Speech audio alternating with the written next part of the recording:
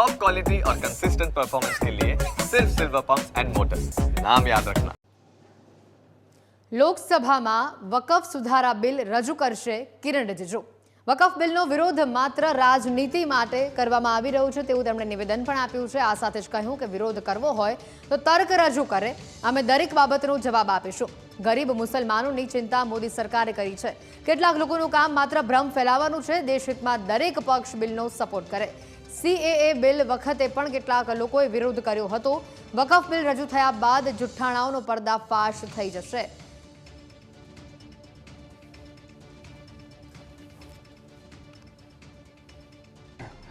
और जो लोग विरोध कर रहे हैं वो राजनीतिक कारण से विरोध कर रहे हैं।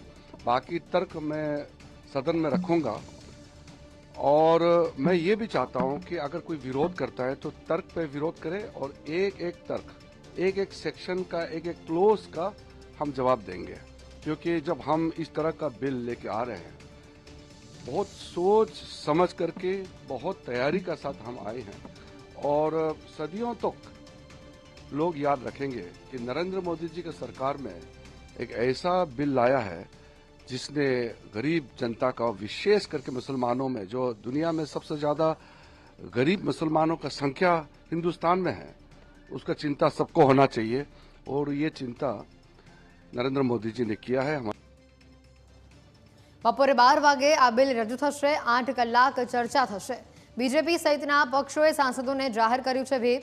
આજે લોકસભામાં તમામ સાંસદ હાજર રહે। કોંગ્રેસ, જેડીયુ, ટીડીપીને પણ પોતાના સાંસદો માટે વ્હીપ જાહેર કર્યું છે। ચર્ચા બાદ આજે જ બિલ પસાર કરવા અંગે નિર્ણય લેવામાં આવી શકે છે। ગૃહમાં પ્રસ્તાવિત ચર્ચા પછી લઘુમતી બાબતોના મંત્રી કિરણ રિજિજુ પ્રતિભાવ આપશે અને બિલ પસાર કરવા માટે ગૃહની મંજૂરી માંગશે।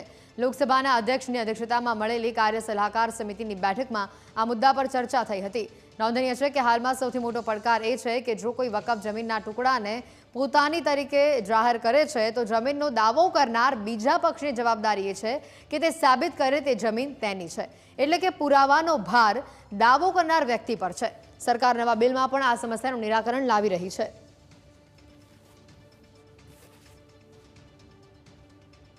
बिल पेश करेंगे तो हम हुजूर गरीब नवाज की बारगाह से यही उम्मीद रखते हैं कि मुसलमानों के हित को देखते हुए मुसलमानों के हित की बिल पास किया जाए, जिससे मुसलमानों को आर्थिक व्यवस्थाओं के ऊपर में, आर्थिक नीतियों के ऊपर में नुकसान ना पहुँचे।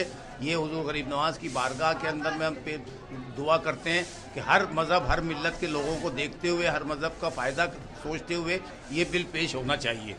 कई लोग इसका विरोध भी कर रहे हैं। जो इसका विरोध कर रहा है उसके इसके अंदर में गहराई से जानते हुए, गहराई से समझते हुए क्या विरोध कर रहे हैं, इसके अंदर में वो ज़्यादा बेहतर समझते हैं। मगर हम तो ये समझते हैं कि जो भी बिल पेश हो वो गरीब नवाज की बारगाह के अंदर में दुआ भी ये करते हैं कि मुसलमानों के हितों की रक्षा करते हुए बिल। शिया फसला बोर्ड ने बाकायदा जो सुझाव दिए हैं वो सुझाव ऑल इंडिया शिया फसला बोर्ड के पास मौजूद है। हम देखते हैं कि उस सुझाव को माना गया है कि उस सुझाव को नहीं माना गया है या उस सुझाव को नज़रअंदाज किया गया है। लिहाजा अभी बिल आता है, बिल आने के बाद में हम देखते हैं।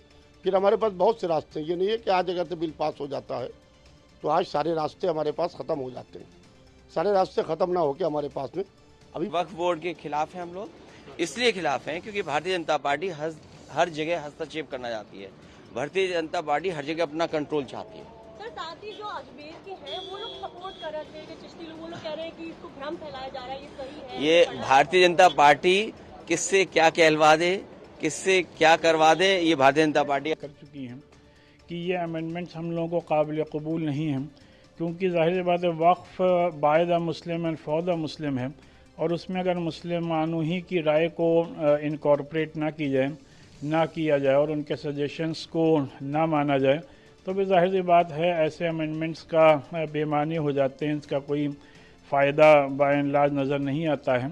तो लिहाजा हम सबकी डिमांड तमाम मेंबर्स ऑफ पार्लियामेंट से ही है कि इस बात को यकीनी बनाएं कि ये पार्लियामेंट से पास ना हो और जो वक्फ एक्ट ऑलरेडी मुल्क में लागू है वो मोर देन इनफ है for the better management and for the better protection and development of वक्फ। की गहराइयों से स्वागत करते हैं।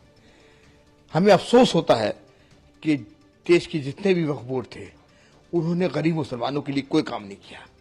उन्होंने ना वक्फी ज़मीनों पर अस्पताल बनवाए, ना स्कूल कॉलेजेस बनवाए, न गरीबों के लिए मकान बनवाए, कोई भी काम गरीब मुसलमान के लिए नहीं हुआ।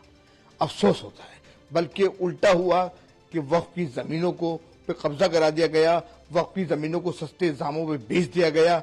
आज वक्त आ गया है, मुझे तो ऐसा लगता है कि जो लोग वक्फ बिल की मुखालफत कर रहे हैं, चाहे वो मुस्लिम पर्सनल लॉ बोर्ड हो या ओवैसी साहब हो, वो वक्फ माफियाओं का समर्थन कर रहे हैं। ऐसा लगता है कि जब वक्फ बिल आने के बाद इन जमीनों को कब्जा मुक्त कराया जाएगा और वो जेल जाएंगे, तो ऐसा लगता है कि ये उनकी हिमायत करे। क्या अच्छा होता। जो पूरा फाइनल ड्राफ्ट आया है उसमें लगा कि इन लोगों की जो चीजें दी गई थी उसमें इन लोगों ने उसको इंक्लूड नहीं किया, लेकिन मैं समझता हूं कि सरकार को मुसलमानों के साथ जरूर इंसाफ करना चाहिए और इस पे चर्चा होनी चाहिए, खुल के चर्चा होनी चाहिए। जिस तरीके से आपने देखा कि भारतीय जनता पार्टी ने अपने 6 जो है मेंबरान पार्लियामेंट को इस चीज को जस्टिफाई करने के लिए रखा है, इधर से और विपक्ष की तरफ से लोग आए, तो इस पे फुल चर्चा होनी चाहिए।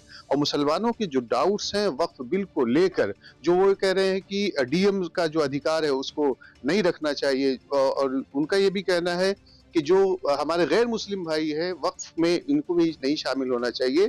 तो मैं समझता हूं कि इन तमाम लॉजिक पे जस्टिफिकेशन सरकार का आना चाहिए और एक मजबूत कानून बन के आना चाहिए, ताकि वक्फ का जो मेन मकसद है उसका इस्तेमाल हो ह्यूमैनिटी के लिए, मुसलमानों के फलाह बहबूद के लिए, उनकी हेल्थ के लिए, उनके हॉस्पिटल के, उनकी चैरिटी के लिए एक मजबूत बिल आना चाहिए। अमेंडमेंट होते रहते हैं।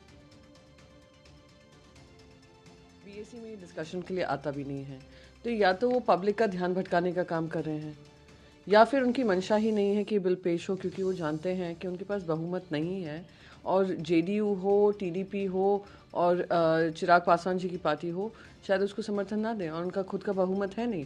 तो रोज़ रोज़ एक एजेंडा बना देना, संडे को प्रेस कॉन्फ्रेंस कर ये कहना कि हम लाएंगे, हम चाहते हैं समर्थन मिले, तो दिखाता है कि ये किसी इंपॉर्टेंट चीज़ से ध्यान भटकाने का काम कर रहे हैं। वो इंपॉर्टेंट चीज़ ये भी हो सकती है जो यूएस टैरिफ्स लागू होने वाले हैं 2 अप्रैल से।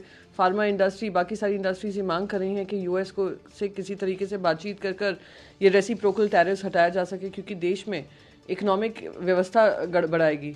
तो बहुत सारी मुद्दे हैं, देश के मुद्दे हैं, जिससे ध्यान भटकाने के लिए वो हर हफ्ते ये एजेंडा लेकर आते हैं, पर एजेंडा अनुसार। अंग्रेज जी चाहते थे कि वक्फ कायदा ही रद्द होना चाहिए, क्योंकि ये जो वक्फ जो कायदा है उसका जो असली यूज़ गरीब माइनॉरिटीज़, गरीब मुसलमान लोगों के लिए होना चाहिए, लेकिन ये वक्फ बोर्ड पे कुछ गिने चुने जो मुस्लिम लीडर्स है वो वक्फ की प्रॉपर्टी लूट रहे हैं, उसका उपयोग गरीब मुसलमानों को नहीं हो रहा है।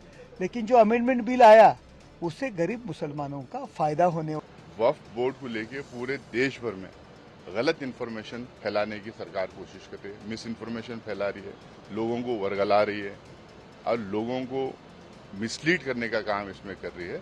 इसमें सिर्फ ये होगा कि ये अगर बिल आएगा तो गांव-गांव, गली-गली में जहाँ पे वक्फ के इंस्टीट्यूशन है वहाँ पे इनके लोग कंट्रोवर्सीज खड़ा करेंगे और वो कंट्रोवर्सीज चलते रहेंगे, जिसके तहत इनका वोट बैंक बनते हैं। देखिए, अगर ये बिल पास हो जाता है, बदकिस्मती से अगर इस देश की बदकिस्मती, मुसलमानों की बदकिस्मती से अगर ये बिल पास हो जाता है तो बहरहाल हम इसको छोड़ेंगे नहीं। देखिए, पहली बात है कि लोकतंत्र के अंदर पब्लिक की बात सुनी जानी चाहिए और इस संदर्भ में पब्लिक का मतलब मुसलमानों की बात सुनी जानी चाहिए, इसलिए कि मुसलमानों के लिए बिल लाया जा रहा है।